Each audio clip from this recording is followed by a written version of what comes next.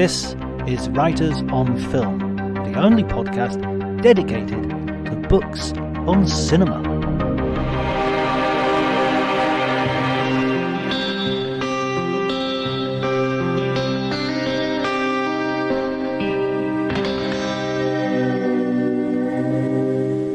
Hello everybody and welcome to Writers on Film. My name is John Bleasdale. I'm a writer and film critic, and today I'm going to be talking to Paul Duncan, who has been on the show before, and he is here to talk about his new book, which is a wonderful Taschen edition of Dr. No, which gives you an in-depth, day-by-day analysis of the filmmaking process for the first James Bond film. It's a wonderful book, gorgeous to look at, and hopefully there'll be also a sort of cheaper version out in the near future. But until then, you can enjoy the fruits of Paul's researches via this conversation. If you enjoy the episode, please remember to like, subscribe, do all those things that make Writers on Film the biggest podcast in the world. And also I'd like to point out that Cinema Italia is available now. There's a new season ongoing, a look and celebration into Italian cinema, which is available from everywhere you get your podcasts. But before you do any of that, please enjoy the conversation.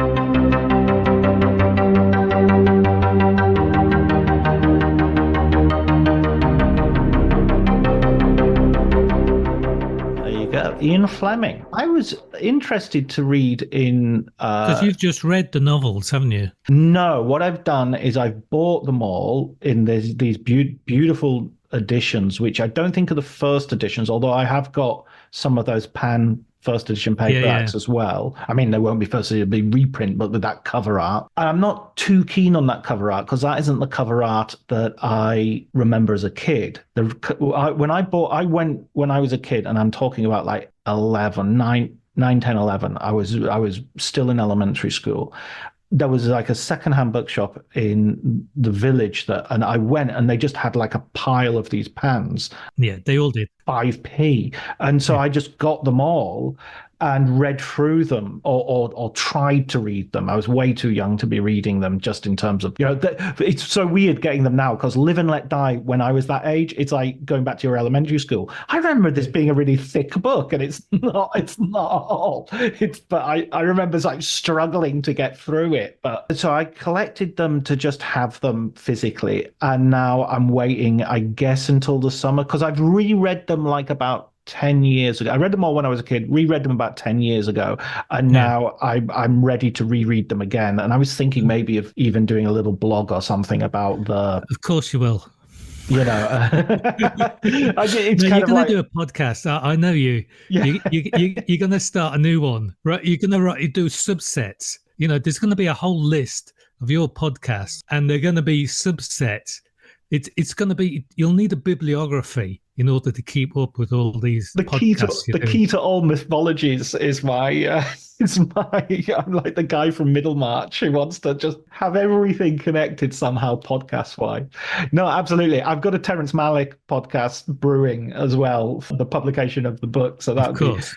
But I was reading in your Dr. No, in sort of the first chapter where you're talking about Ian Fleming. It's so interesting to see that this is a character who's created by a man who's just about to get married. And that was a bit of a aha moment for me. Yeah, it was like, it's the idea of fantasy, the fantasy of what would his life have been like if he had been a spy, if he wasn't married, if he wasn't tied down to a place or tied down by money worry. You never see James Bond having money worries. And yeah, it is a complete fantasy object in that sense. I think you're quite right. And I think that what's interesting about the novels as you go through them, reading them in order. When I did the James Bond archives originally back, I started that in 2010. I mean, I'd read the occasional James Bond novel, but not all of them growing up, just when I could pick them up, like you said, in the local secondhand bookstore or junk shop even. But then I thought, well, I've got to do the decent thing. I've got to read them all. So when I was going down to London, in fact, to research at the archives, looking at all the images and all the documentation, etc., for the James Bond archives. I read all the books in order of publication. And one of the things I noticed, so this was Skyfall was going to be made. It was before Skyfall was in production and during the production that the book was put together.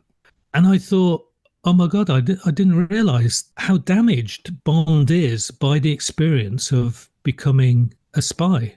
He is, at the beginning, it's all, yada, yada, yada, killing women, smoking, driving fast cars, bit of action. It's all great. But as it goes through it, sort of spoiler alert, it's like he's psychologically damaged by the whole experience. It really, really messes him up. And to such a point where he cannot be trusted by the British Secret Service. There's even a scene where he attempts to kill M. And so, sorry for all these spoilers, John. It's okay. I have read them all in also in chronological order, but as I say, 10 years ago. So which book does he try to kill M in? I'm not. You're not going to tell me that one. Okay, I'm not going to tell you all that. Okay. But essentially, what this is really the this I found very interesting. It's like the whole. If we're talking about fantasy, it's like the fantasy of this character goes wrong. It becomes a sort of nightmare. And so the character is diminished towards the end, by Man with the Golden Gun. It really is diminished. He's been put out to pasture and he's been looked after by Mary Goodnight, if I remember correctly. So this is not a fantasy figure in the way that you would expect a fantasy figure to act. And I think it's also surprising that this is also a period where Bond is at the height of its popularity. He's writing these novels around Dr. No coming out, the film, and From Russia with Love, and then he and then he's gone. So he passes. Fleming passes, and so I think it's really interesting. It's sort of like almost contrarian. It's like something's gone wrong with that fantasy life. I don't know psychologically. I don't know if that was intentional in the case of Fleming, or whether it just crept in and he went with it. But yeah, but the original idea of him writing the character as he gets married, I think that is perhaps telling in one way, but also you've got to remember he was somebody who was going to have to support his wife, who was going to, had certain expectations. She came from a privileged background. He was essentially poor. He was a reporter, and he would then have to support her in some way. And this was really, I think, the other aspect of this is that he wanted to be a novelist. He wanted to make money from this, also to relive that element, the most exciting element of his life, which was during World War II. He was part of Naval Command, and he would construct these scenarios for armed men, soldiers, to go behind the lines in order to capture intelligence from the Germans before they destroyed that intelligence as the Allies were advancing through World War II. So he couldn't go himself. He wished to. So this was a way for him to relive that experience and to talk about it in a way without being prosecuted under the Official Secrets Act. As others, if we're talking about John le Carré, it's a similar situation. Spy wants to talk about it, can't, writes about the psychological aspects of it. And W. Somerset Maugham, Ashenden, and Fleming knew Maugham as well. So, they were friendly. So, and also there's an American there's an American writer, Charles McCarry. Do you know him? All right, so he did the Tears of Autumn and the Better Angels. Right. I just read the Better Angels for the first time. Very very good. You should look him up. He is Right. also another ex CIA agent who then wrote about. He had a character, Paul Christopher, a series of novels. So, and those are well worth looking up. You can put it in I'm your writing list it. there. Raymond Chandler writes a really positive review in the Sunday Times of Fleming's novel, one of Fleming's novels. I think it's after a couple have been published.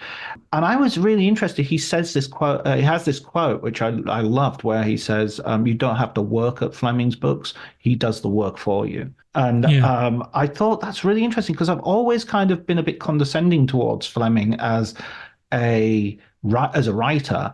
And I was talking to someone else recently, and we were talking about the sort of not the Bond books, which are written by Sebastian Faulks and William Boyd, and a lot of other writers have had Hmm. John Gardner and Kingsley Amis, Yeah, and they made the point, and I think it's a very good point. Is these William Boyd is a better writer than Ian Fleming, but his Bond book isn't as good as Fleming's. There's something about Fleming that is he owns that character so thoroughly, and he owns that kind of story and that kind of plot that he does, that everything else looks like pastiche by comparison. yeah. I think that he's the originator of the character. It's like if you're. I think that when you're writing, I mean, you write, John, you write Mm. fiction. There's a certain point where you're in the zone. I think that's the phrase. Where you've got a vision for it, where you physically can actually live in that space, and there are two things that happen. I think there's the creative aspect of it in terms of actually being there and visualizing it, and then there's another aspect of it which is the language or voice, and that comes from finding that voice is often the key. So if, as we were talking earlier about certain writers, they have a certain voice in their writing that you recognize and that you are keyed into in a certain way, and finding that is, I think, for any writer, the most difficult thing to do. But once you have it, you have to cling on to it. And I think Fleming found his voice somehow immediately on the first book, Casino Royale. Yeah, the very first sentence, the description of 3 o'clock in the morning. Yeah, You're immediately. I'm yeah, in a James Bond novel. yeah. But also, if you look at his style, it really goes back to somebody like I'm gonna say Paul Kane, Mm. who's an old noir novelist. And one of the very striking things about Paul Kane is the way that he absolutely strips out everything extraneous to the story, so that the only words in the story are words that propel you forward. So it's a very very specific voice. You look at Dashiell Hammett is similar in that way as well, and I think that's one of the keys is that I just read Murakami's The Wind Up Chronicles, and there were certain longueurs in that where you go, oh yeah, you could have missed out a couple of pages there. Interesting as they may be, really you've gone on a bit too much. Let's get on with the story and the characters, please. Yeah. And Fleming, there is no point in any of his novels where That has to be the first time Murakami and Fleming have been compared as literary stylists. not the last time, I'm sure. but it is important to if you're going to look at novels and writing style, it's the absolute discipline of doing that. But not only that, the thought process to go into that. he only wrote these in a couple of weeks. There's no. It's not like he spent it. He spent a few weeks writing it, and then a year rewriting it, making touch-ups, sending them to his friends, making sure it was accurate. Doing due diligence on it, changing the names where necessary. But really, he didn't restructure it. He never. He could take out half a page if he thought he was waffling on it.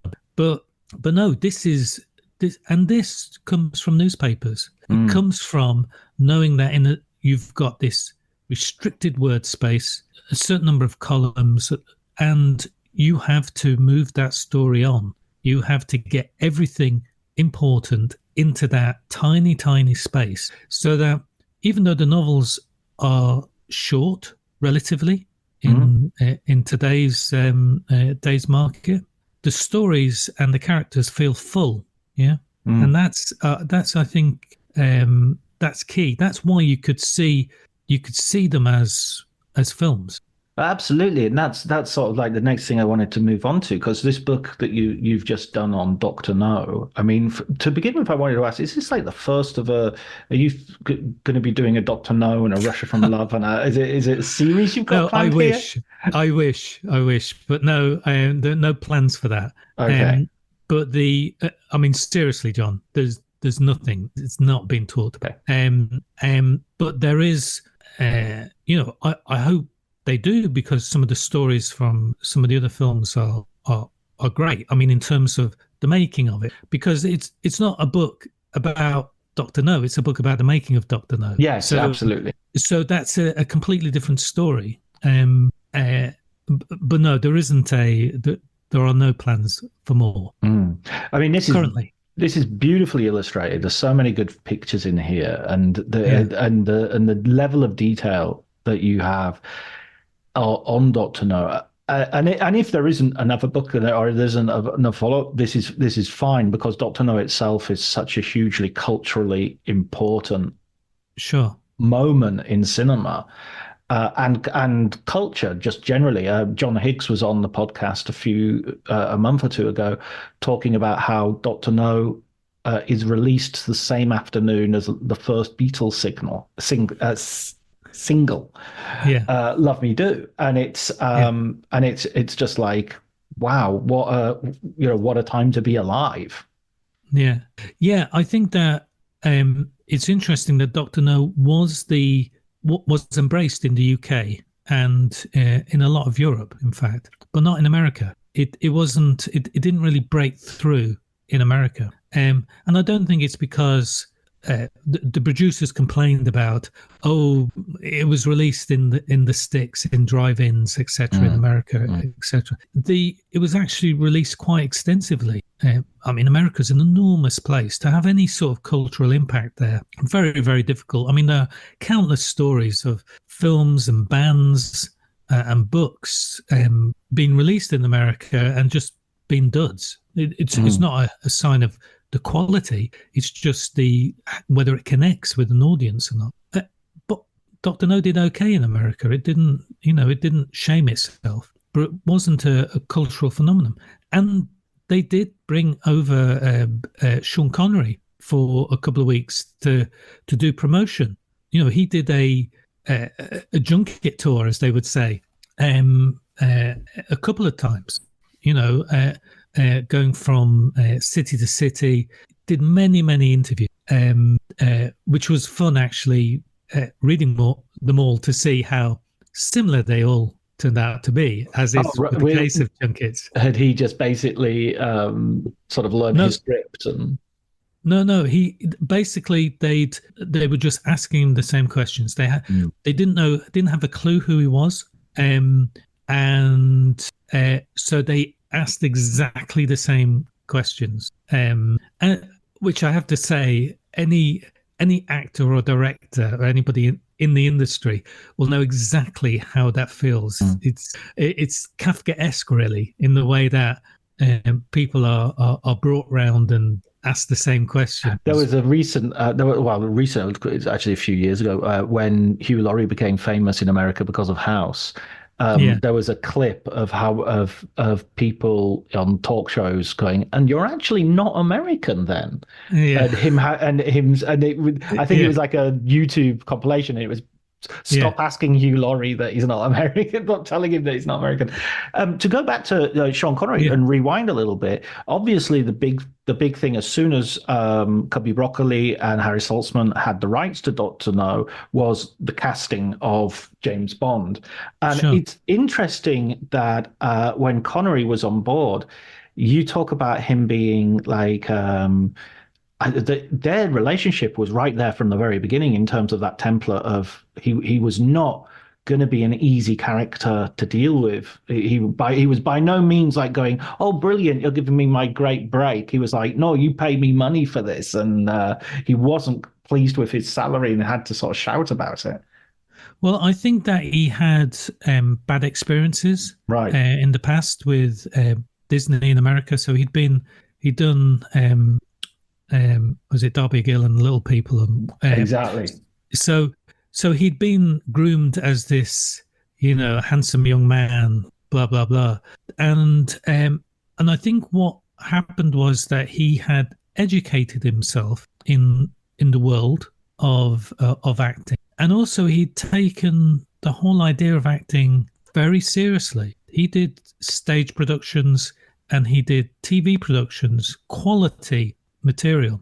Anna Karenina, he was the lead in Requiem for a Heavyweight, which is like, a great physical role, but also a heavy emotional role. He'd done films, but he'd never really broken out as an actor. In fact, probably not quite. Daniel Craig had broken out. He'd done some great things. Our Friends from the North, for example, Right. just amazing.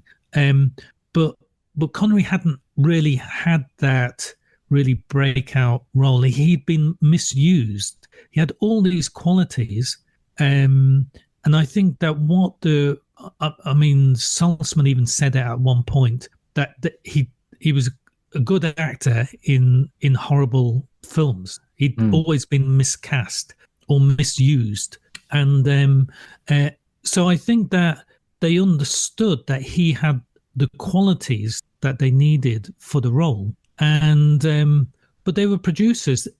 Let's face it, Harry Saltzman had been the producer on the Angry Young Men movies. The original Look Back in Anger, The Entertainer, Saturday Yeah. Night, Sunday Morning. So if anything, he understood the idea of the modern age, that James Bond or Sean Connery as James Bond was an angry young man.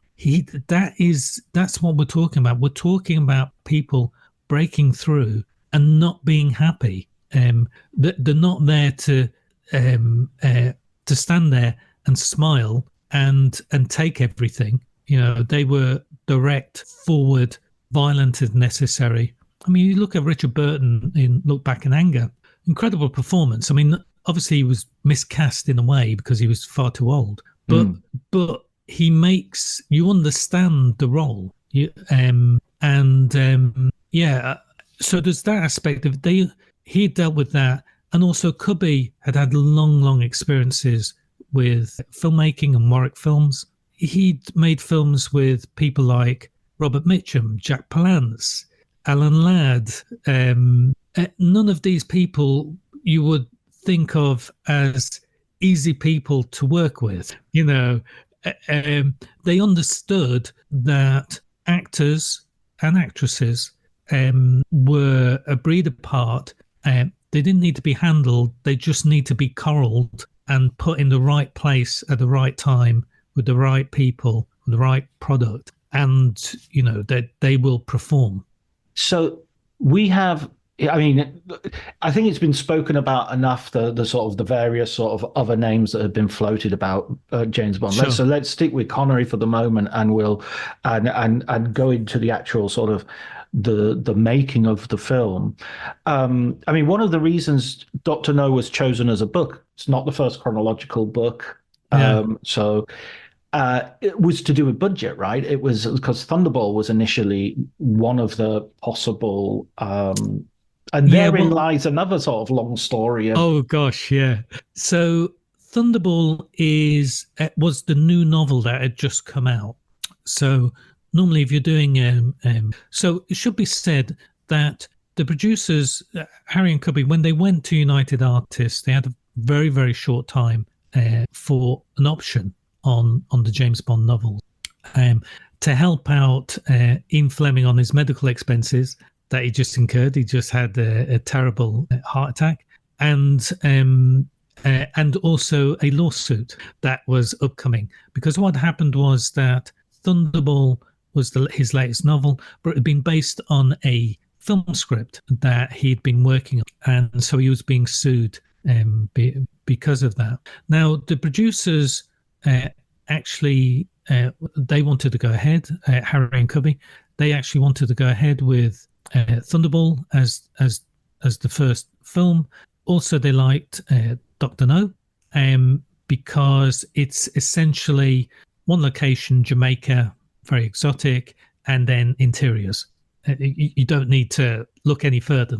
And Thunderball seemed a bit more wide-ranging, but they'd handle it. They'd go to the British West Indies, Bahamas, to do that. And this was all planned. They had scripts for both written, but it became clear they met with the producer, McClory, who was suing Fleming. This is Kevin McClory, who wrote the original treatment. He was the original producer, right. And there was a screenwriter who sold all his rights to McClory. And they met with McClory, and McClory said, well, this is going to be serious, and it's going to maybe take a while. So they realised that they couldn't go ahead with Thunderball, even though they had a script and they'd worked out a production schedule for it, and it was going to be filmed in the Bahamas, and for the studio it was going to be Shepperton, not Pinewood. So there's a whole alternative universe in which Thunderball is the first Bond movie, and that's fascinating. Yeah, and also there's an alternative universe later on. Instead of doing You Only Live Twice, that Connery actually did on the Majesty's Secret Service. Oh my God, that would have been so good with Peter Hunt directing. That would have been. Can you imagine that? That I mean, with anybody directing, I mean, it probably would have been Lewis Hamilton or Lewis Gilbert or Hamilton. So it was Guy Hamilton. So that's an alternative. That's another what if. But yeah, so they thought, well, we've got to go with Dr. No. We can't do Thunderball. It's going to drag out for a long time. It's not going to be. They're not going to agree to disagree, or they're not going to make an agreement outside of court. So they thought, oh well, I have to go with Dr. No, and that's when both Wolf Mankiewicz and Richard Maybaum went ahead and started working together on rewriting. So there was a lot of rewriting on that in order to get a script, a shooting script. Now, I should say that the shooting scripts, I read them all, and I've detailed them all. I tried to do due diligence to include everything in the book so that people have an idea of really what the plots were, but also the tone, because the tone changes a lot between the different scripts. Some of them are ultra serious, some of them completely ignore Fleming's plot. Famously, Dr. No is a monkey, and another alternative. Yes, and just as a figurehead, it was the idea is like the Wizard of Oz type thing, of just having a figurehead, but really somebody else in control. And but what I thought was interesting is that the tones it sort of went way too serious, way too campy, way too serious, way too campy. And it was when Terence Young came on board and actually took the script by the scruff of the neck. What he did was he aggregated them all. He took the best elements, the best parts of them, put them into a workable script. But also the tone that he took was very much, I think, the sort of the black humor, the dark humor of people who have been in war or in the services. If you think of people who've worked as police, firemen, people in very, very stressful jobs, they use black comedy in order to take the tension away from the job at hand or the moment at hand, in order to release the tension. And Terence Young, he'd been a tank commander during World War II. That sort of humour was absolutely the sort of thing that he would have experienced during the war. Yes, and that's what he made. That's really where the humour of Bond comes from, because it's not in the novels. This is the sort of humour that men of action would use. And so Terence Young, I would say, is probably the physical embodiment of Ian Fleming. He had of James Bond, because he had that. He lived life to the full. There's all the money that he spent, not just on James Bond and on his previous movies. He was always in debt, because anytime he had any money, he spent it. He spent the money he didn't have. On Dr. No, they even withheld money from his paycheck because they knew what he was like. This is not the producers, I should say. This is film finances who did the completion bond on. They'd had previous experience with Terence Young. They knew exactly what he was like. So he would be very happy. Right, champagne all around. Yeah. This is him living life to the full, like James Bond lives life to the full. Not because he wants to show off, because the character, the essence of the character is each day, each hour, each minute, each moment of his life could be his last. Right. Therefore, let's enjoy it. Live now, pay later. Yeah. Mm-hmm. And that's and Terence Young was absolutely like that. And he had the suits, he had the upbringing, he had the swagger. I think at one point Connery was said to have copied his walk. Terence Young trained Connery in how to wear suits, how to eat at restaurants, what to order, the whole thing. He just like coached him all the way through. Connery just absorbed everything, like all good actors. You know when you see something that's right, that's on the money. And and that's what he did. Connery even started having a cigarette with a holder and stuff, as Fleming did. And so these are all little bits and pieces that Connery got into the role in order to become Bond, which I don't think answered your question, but anyway. Well, you brought up a piece of something which I thought was interesting as well, there, because we're talking about like the differences and the evolution of Bond. Dr. No is sort of regarded by many as being as being quite close to the novel plot-wise. Certainly more than will happen when we get to things like the Roger Moore Bonds. But there's no giant squid in Dr. No. Yeah, that's but you can kind of see those changes as a sort of budgetary, can we do this and not look ridiculous? Well, what other changes did you think, what other processes of evolution happened moving from Fleming into the more filmic Bond that Dr. No would introduce? Well, I think the first thing you've got to remember is that the film Bond is not the Fleming Bond, that they are different. I think the closest we psychologically would get to it is really on Dalton in A License to Kill and the Daniel Craig. The whole idea of Daniel Craig's dissolution and going mad, if you like, his breakdown as a character really follows the novels more closely. And I think that's probably the thing that Daniel Craig liked about it. But on Dr. No, they were creating a character who moved, and I think that psychologically the key moment in the whole movie, if you like, the first half of the movie is really um, an investigation, like any film noir. James Bond is trying to find out where he is, who are the good guys, who are the bad guys. Jack Lord, is he a good guy or a bad guy? Yeah. So always it's about investigation, but there's a very specific point where Professor Dent, again, good guy or bad guy, comes in and tries to kill Bond. Bond is in waiting for him. We see that Bond, we're not told, we're shown that Bond seduces Taro, the girl who's been spying and passing on information. He then hands her over to the police.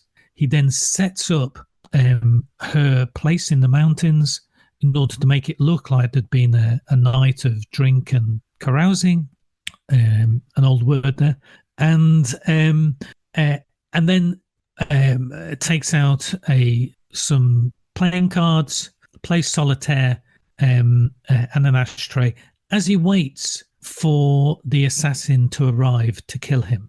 So this is the first time really that you see him at work as somebody who is licensed to kill. So the tone of the movie changes, and then Dent comes in, fires into a bed which has been set up, plumped up to make it look as though Bond is there. And in fact, if you think about it, he was going to shoot Miss Taro as well. Yeah, they were both supposed to be in bed together. And then Bond calmly has a talk, tries to extract information, and then he knows that Dent has no bullets left. You've had your 6, and then shoots him in cold blood. And then when the body is on the floor, shoots him again. Now, this has no equivalence in Fleming. So you will not. This has been curated, and I think it's important to realise that this is a cinematic device, so that you understand that the tone of the movie has changed. It's all been a bit of a fun sort of, with the nice Jamaican music, Byron Lee and the Dragonaires, and going here, there, and everywhere, and all these exotic characters.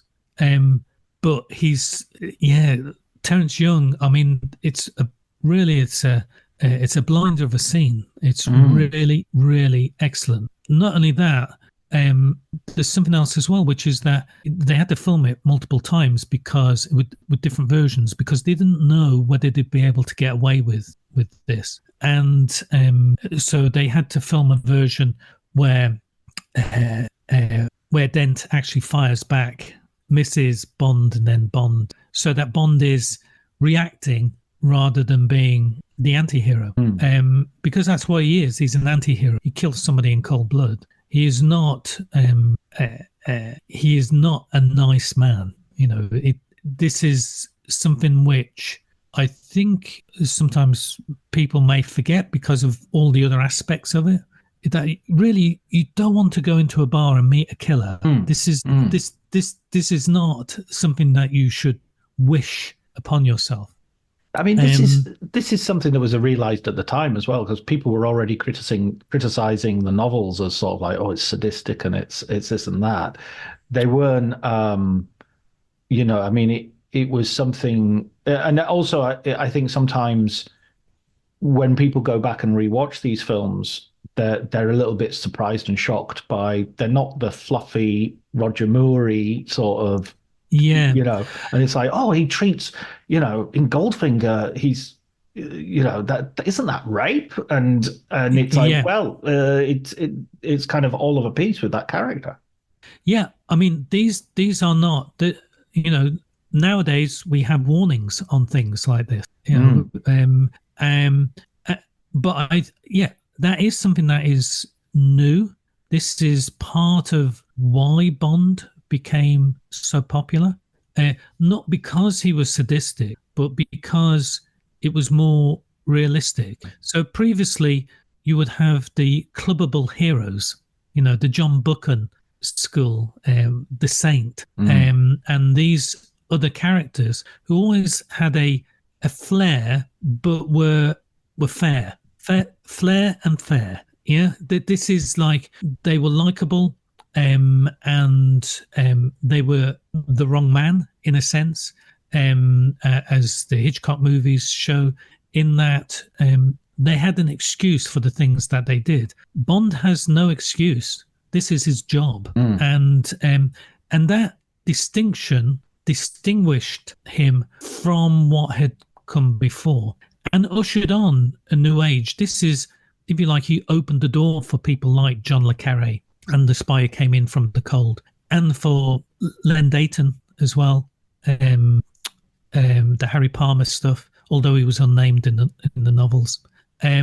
So this is a different, we're moving into a different age, right, where the idea of spies and spycraft are becoming serious because of the Cold War.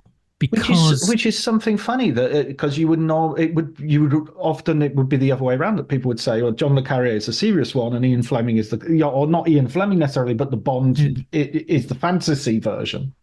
Yeah, but Bond always takes from what's happening in the world, what's just happened and what's about to happen. There is so an early, in fact, the first versions of the Dr. No script were about weapons in Cuba, which became the 13 Days and the Cuban Missile Crisis. So they had their, which wasn't used, as a story. It has nothing to do with Fleming, but Fleming did base those incidents. The idea of toppling missiles did come from actual cases that he'd seen reported. He did take from news events in order. Those are the things that informed his stories. And in fact, in the production itself, you do all of that equipment that you see in the communications room is real communications equipment that was due for the New Delhi airport.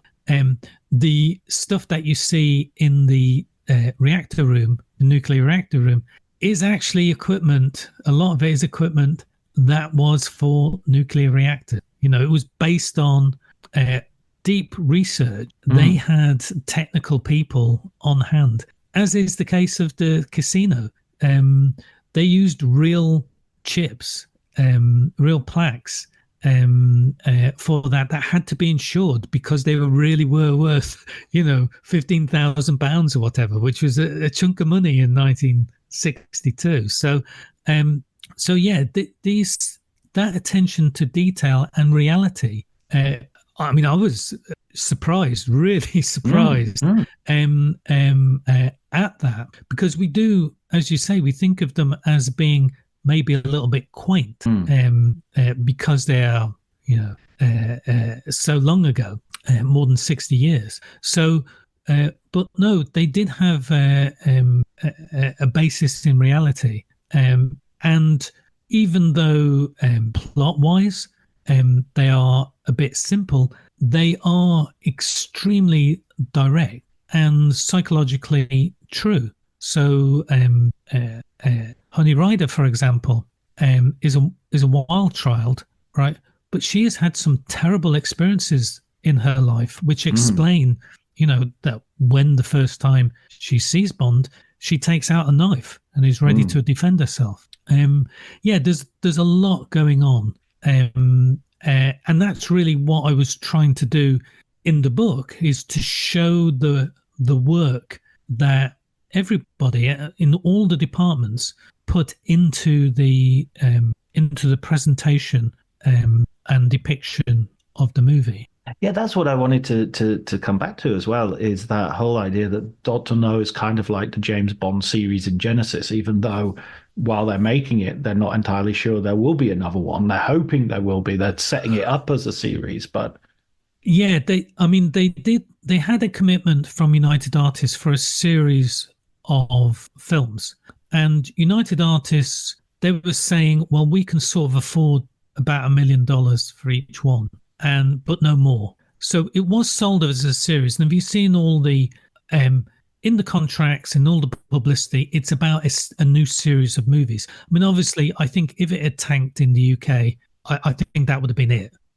But uh, but the but the fact is, it was one of the most successful films in the UK, certainly for that year, and because of that, it made its money back. Essentially, that and Europe. So they knew that, okay, we wiped our face on that. We're coming out more than 6 months later in America. You can start on the new one. You can start on the second one. So they did have that aspect of there being. It was set up as a series from the beginning. Connery was contracted for a series. So that was the intent. And to this day, I think it's incredible. Can you imagine going to a film studio saying, right, we've got this property, this IP, as you would say now. All right, we don't have a star for it. And can you give us some money? It's just like, not for one, but for a series. You sort of go, oh, no, maybe not. So I mean, that aspect of it, I think, is amazing. But they did have David Picker, an exec at United Artists, who had wanted to make a series on James Bond previously and had looked for the rights. So they had a friend on the inside, even though they didn't know it when they turned up. The constituent parts of that series then begin to emerge in Doctor No. You know, you have the Bond girl, Honey Child. Well, I think yes. I think you're talking about the format. But yeah. So you have the little cold open at the beginning where you see the murder of Strangways. Then you have Bond being introduced. Then you have the briefing. And you said James Bond comes from the Thunderball script, not the Doctor No script. Not from the novels either. Right. I mean, people say maybe it's from the novel, but James Bond comes from Richard Maybaum. There's a point at which Bond is introduced. The actual word is introduced in the Thunderball script, and then when Mankiewicz and Maybaum worked together on the Doctor No script, that James Bond transferred over. However, I don't think James Bond is really important in the introduction. What's important is that the way that Terence Young directed and set up and directed that scene, because what he did is he copied a film, Juarez, that he'd seen. Young was a writer, it must be said. He started as a screenwriter, and he was a great film buff, and he knew a good. As well as directing previous movies, when he saw a good movie or a good moment, he knew it. And in Juarez, the central character is introduced from the back, so you don't see him, and people talk about him, and then there's a point where the camera moves around, and he's then introduced as Suarez. And Terence Young loved that. He thought it was a great way to introduce a character. And in fact, all the main characters, they all get a great introduction. It's a very Hollywood thing that, the whole idea of the central character entering by having the slow walk down the stairs, or a certain word, or there has to be a setup. I mean, the ultimate is obviously Harry Lime in The Third Man. Spend half the movie talking about him, yeah, and then there's a cat at his feet, a light comes on, and he's sort of looking up, smirking with a twinkle in his eye. Yeah, saying, "Oh, you were wondering when Orson Welles would turn up, and here I am." Yeah, but this is important, and what Terence Young did, he set up Bond in the same way. You see him. In fact, the first day filming on the casino set, which was, they'd filmed in Jamaica for weeks. Then they'd had about a week in at Pinewood Studios, and then they moved to the casino set. The first day of the casino is really him being framed and moved in order to hide who he was. So all of those concentrated on Sylvia Trench, all her scenes, the camera being in that position. So Sean Connery was doing all the lines, etc. And then when the camera on the second day, when it turned around for on the other side of the table, and you're looking at Bond for those scenes, sort of long, medium, close up. For that moment where he says Bond, James Bond, they did 9 takes, and each time it would be slightly different. So what Terence Young was looking for, I think, is a rhythm to the whole thing. Film is a musical form. It's about rhythm. It's about editing, cutting to a rhythm. You either the cuts or the action within the frame all have a certain rhythm to it, and he's trying to find this.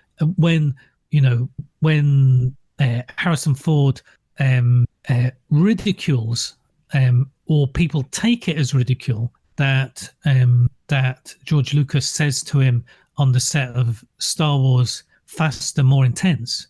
Yeah, he's not really ridiculing. What's happened is Harrison Ford has come on set, and the director dictates the rhythm of the action, the rhythm of the dialogue, and once they have it, like finding a voice for a writer, once they have it and once they know it, they give actors that clue to say, right, you need to make this a little bit faster, you need to be a bit harsher on this, you need to slow down here, not because the actor is doing anything wrong, but within the whole context of the movie, there is a certain rhythm and pace. Sometimes you need to slow it down, sometimes you need to speed it. And what Terence Young found in that movement was that Bond is lighting a cigarette at the same time. That's the action. So at what point does he put the cigarette in his mouth? At what point does he say the words? At what point does he light it and inhale? Those things have to be choreographed. So it's Bond, flick, light, James Bond. Yeah. So once he'd found that, right, that print, it's gone. If you have a look at all of because I had complete access to all the extant documents on there, and as you know from going through the book, I go into incredible detail about the number of takes, the changes in the setup, how they changed and moved the camera, because I want to show in the book physically how you make a movie in the early 60s. It's not like making a movie now. And if you have a look, mostly Terence Young only did 1, 2, 3 takes, and that was it. And he only had 1 take to use. Very, very, very, very little to work with. But on this one, he went to 9 takes because he knew how important it was, and he knew that and he knew it. Once he had it, he had it. And so it's not just Bond, James Bond. It's Bond, James Bond. Yeah. The whole rhythm and choreography of is what makes that scene. I love the way that's also it's actually it's genuinely a piece of dialogue. It's her saying "Mister" and him answering. Yeah. It's not just him turning up, as he will do in later movies, and say the name's Bond, James Bond. It's sort of like Mister Bond, James Bond. Yeah, because she also introduces herself as Sylvia Trench. Yeah. Yeah, exactly. Yes. That's something I noticed last time. Yeah. So this is within courtship, it's called mirroring. Yeah, where it's you like mirror 2 peacocks. Sort of, yeah. So he's following her, the rhythm of her speech in order to ingratiate himself with her. Wow. So in order to pick her up. So it is a seduction technique as well. No, I think it's this fascinates me. Another thing about Terence Young is that I started to notice that in all of the way that he broke down a scene, the way that he was going to film it, he always started with the beginning and end of a scene were always the same, always from the outside.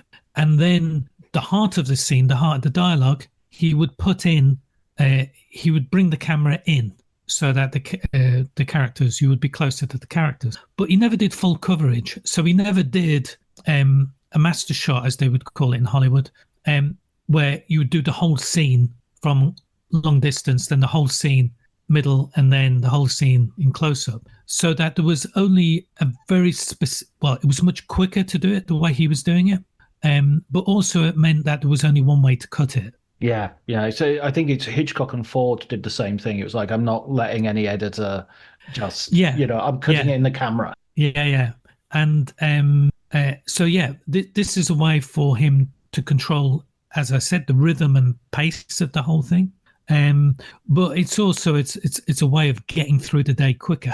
Yeah, right. And then you can. Yeah. We're coming to the end of our conversation, and it shows how much there is in the book, how much there is about Dr. No that's interesting, fascinating, that we haven't even mentioned so many important elements here.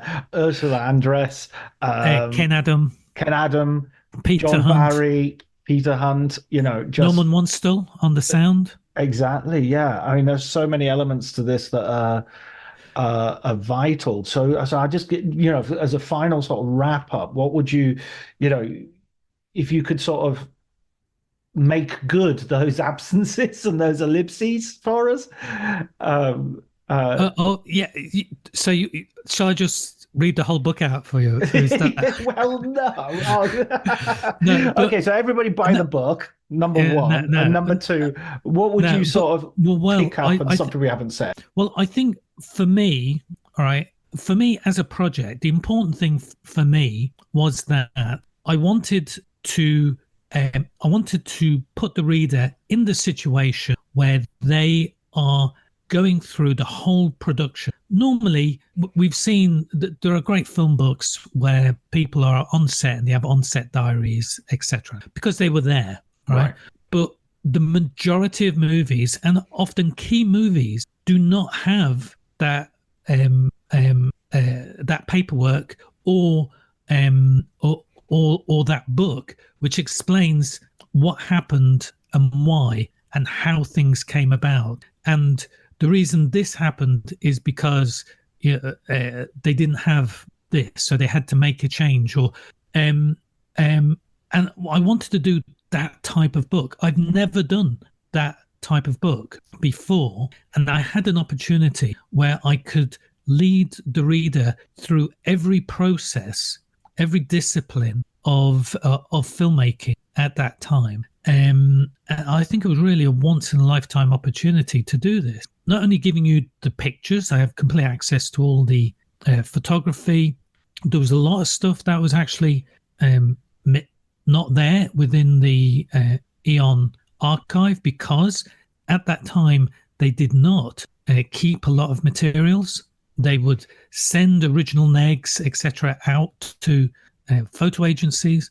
Luckily, I had there were a lot of James Bond fans who had collected this material, and they gave me access to this so that I can include it in the book for the first time. There were also all the documents that I wanted to reproduce and show so that you could read them. It's not just me telling you, but I love that, the letters for that sort of back and forth. And and sometimes they're unreadable, the handwriting. So I've spent ages trying to decipher them, and I've included like the full texts in some of the letters, and you get a real sense of what the real ebb and flow of emotion is on these books, in this film. And for me, that's what I wanted. I wanted to show that, and also to show that how much of it was planned and how much was accident and was just good luck. I mean, let's face it, Ursula Andress did not have a screen test. She was normally you would have for a movie, you would have the main actor and the main actress would come together and they would have a screen test to see if they had chemistry. If they could fit in the same frame, what they looked like, if they got on, if they reacted, if there was a certain twinkle in their eyes and they had the same sense of humor. These are the sort of things that had to be tested. And they had these two actors, Sean Connery, Ursula Andress, came together, and this was after 2 weeks of filming. Ursula Andress turned up, and the first thing they had to do was sit in a boat in Jamaica and kiss for the end scene. And they got on like a house on fire. They had chemistry in life and on screen. And that, I think, that was just pure luck. And so much of this is planned and so much of this is luck. You know, if you get Ken Adam and you give him, they went completely over budget to such an extent that film finances had to take over the finances. They had to physically take the bank accounts off the producers in order to in post-production, because they had gone over budget so much. And the reason they'd gone over budget is because the producers let Ken Adam go wild, basically fulfill his vision, and they let him fulfill that vision while they were in Jamaica. You know, he was building and designing and building these sets in Pinewood while everybody else was in Jamaica. It's just like it's not best practice, I don't think. Fingers crossed. Exactly. Yeah, but they had faith. They'd worked with a lot of these people before. Ted Moore, the cinematographer, amazing cinematography. Ken Adam, they'd worked with a lot of these people before, and so they had faith in them. And sometimes the best thing you can do as a producer is do nothing. Just let people get on with what they're good at doing. And they gave Ken Adam his head. Bigger than life is, you know, what he that was his sort of phrase. He wanted to create something that was bigger than life, that went that little bit extra, that used new materials that you would not find ordinarily, and new materials that you would not have seen in real life to create these structures, in order to bring it a little bit, you know, just 2 or 3 years into the future. And that whole thing came together. When you're making a movie, you never know whether the characters are going to work, whether the plot is going to work, whether the direction is going to work, or whether it's going to connect to an audience. These are all unknowables that create incredible tension on the set, especially if you're going way over budget. And that's what I wanted to capture. I wanted to capture that tension and unknowability of the future, to put you there day by day, because it's structured day by day, in the present tense. And I wanted to bring you through that. And that sort of reconstruction I hadn't really seen before in film books. And it'd always been a dream of mine, and I'm happy to have actually done it. Yeah, and hopefully, you know, I mean, it's just such an exciting way of looking at that, and sort of going back in time and experiencing that again. You know, it's a great documentary in book form of that process, which I think is also fascinating, even if, I mean, obviously the core audience is going to be people who are fascinated by Bond movies, Bond fans. But even if you were just interested in the history of filmmaking in the 1960s, this would be I talk about financing, you know, always a showstopper talking about financing, and but also Norman Wanstall giving, who's still with us, giving us it was brilliant, absolutely brilliant talking with him, because he gave me a real sense of how things were edited and put together, with sound effects. I mean, the silencer that Bond uses, killing Professor Dent, that sound had never been heard in movies before. He created that sound. Yeah. And so he created it by joining together different sound ingredients, and editing them together. And there were lots of sounds like that he had to create for the movie, as well as taking from sound library. And then the whole process of how do you actually dub is fascinating. You know, the number of the actual physical process of making these movies, and that's what I wanted to. That was part of the thing that I wanted to do about it, and also trouble with the unions, where they all the sort of nitty gritty behind the scenes bits. They had at one point they moved from the south of Jamaica in Kingston to the north of Jamaica, where all the beaches are. There was unemployment in Jamaica, and people turned up at the hotel looking for jobs. So many people that it was preventing them from actually filming. So these are all the sort of day-to-day things, unexpected things that happen. Boats not turning up at the beach. They turn up at midday instead of 6 a.m. because there was no culture of filmmaking there. They had no filmmaking base there. They had no television at that time. They had no professional actors in Jamaica. They only had a little theatre, which is why most of the actors came from the little theatre networks, which were amateur theatre. So it was, it was all those little niggles and bits and pieces, and I think they helped to convey the reality of making movies at that time. Yeah, I love all that stuff. I've just finished reading Ed Zwick's memoir, and so much of his career is, he's talking about little accidents of fate and little, and incorporating them, and some mistake that suddenly becomes the solution. Okay, well, we've got to come back. Well, I'll tell you what. When I did my Casino Royale Bond podcast read through, James Bond Book Club, it will be called. Yeah, well, of course. And are you just going to do Fleming? Or are you going to do them all? Oh God! Well, let me. I've got to spend some time when I'm not on a podcast.